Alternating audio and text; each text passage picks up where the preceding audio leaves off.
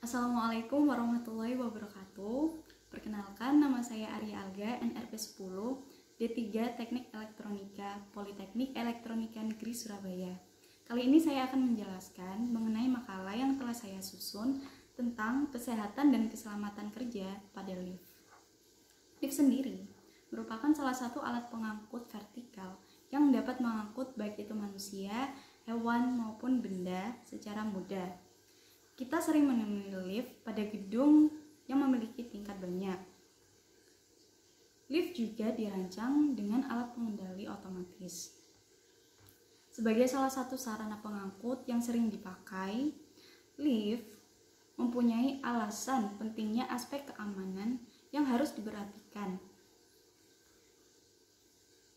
Tujuan dari pembuatan makalah ini sendiri, yang pertama, untuk memahami penerapan K3 pada lift dan mengetahui peraturan-peraturan mengenai K3 pada lift. Manfaat yang bisa kita peroleh yaitu kita dapat menambah wawasan dan pengetahuan mengenai penerapan K3 pada lift. Selanjutnya, kita juga bisa menerapkan pengetahuan yang telah kita peroleh pada kehidupan sehari-hari. Sistem manajemen K3 dalam Undang-Undang Nomor 1 Tahun 1970. Secara khusus, lift sendiri juga diatur pada Peraturan Menteri Nomor 3 Menteri Tahun 1999.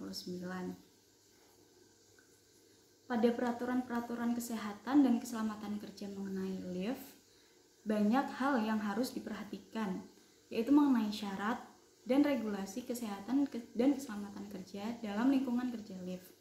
Antara lain, yang pertama yaitu perencanaan. Pada tahapan yang pertama ini mulai dilakukan pada saat penyerahan gambar rencana dalam hal perencanaan dengan menekankan pada fungsi lift yang akan digunakan, seperti perhitungan jumlah, kapasitas, dan kecepatan lift.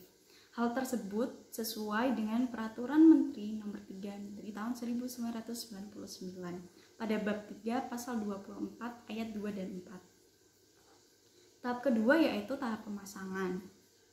Pada tahapan ini perlu diperhatikan beberapa hal, yaitu dipasang oleh perusahaan yang memiliki surat izin instalator, memiliki surat izin pemasangan. Pemasangan harus diawasi oleh supervisor yang kompeten dan memiliki surat izin operasi. Pemasangan dilaksanakan oleh teknisi yang memiliki surat izin operasi adjuster. Dilaksanakan pemeriksaan dan pengujian oleh perusahaan riksa uji dan disahkan oleh pengawas yang ditunjuk.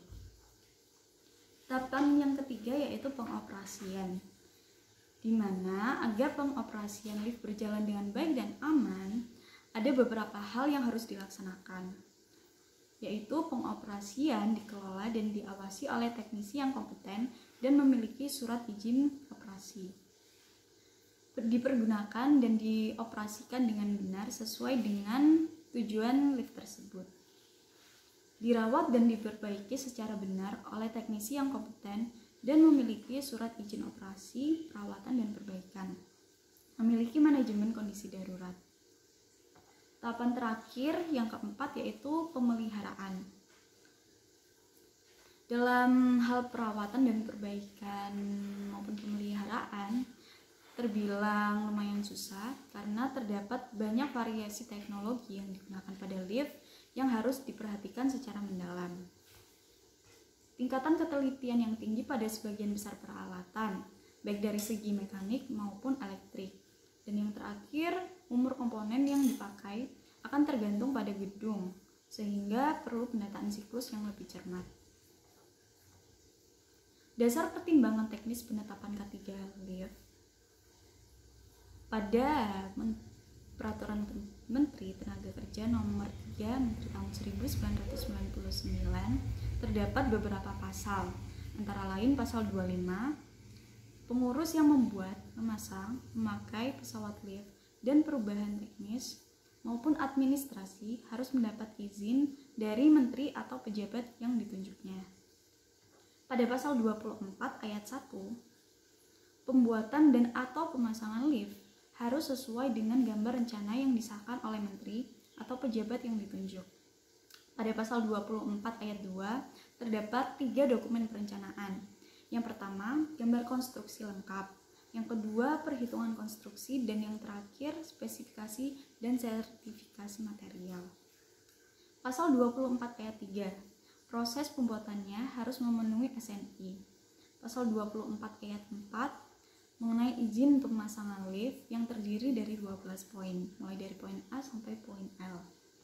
Pasal 30 ayat 1, tentang pemeriksaan dan pengujian lift. Setiap lift sebelum dipakai harus diperiksa dan diuji sesuai standar uji yang telah ditentukan. Pada makalah ini, saya juga menyertakan data pendukung seperti contoh kecelakaan yang pernah terjadi yang berhubungan dengan lift. Kemungkinan terjadinya kecelakaan pada lift bisa dibilang tinggi.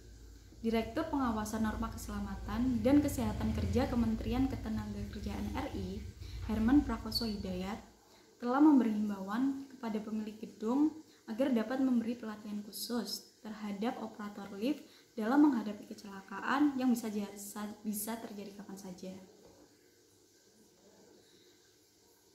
Ada salah satu contoh kasus yang pernah terjadi pada salah satu gedung hotel di Jakarta, yaitu terdapat 9 orang yang terjebak pada lift, 7 orang pada satu lift, dan 2 orang pada lift lainnya.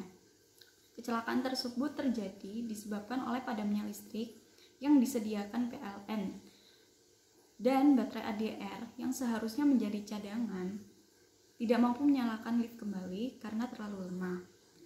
Beruntungnya semua orang bisa kembali diselamatkan dan keluar dari lift tersebut.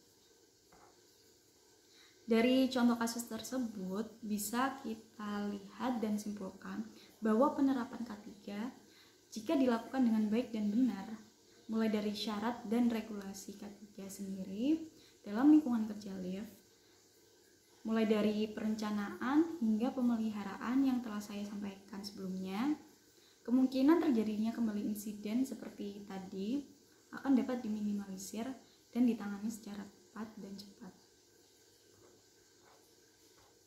Mungkin itu saja yang bisa saya sampaikan mengenai K3 pada lift. Kurang lebihnya saya mohon maaf dan terima kasih.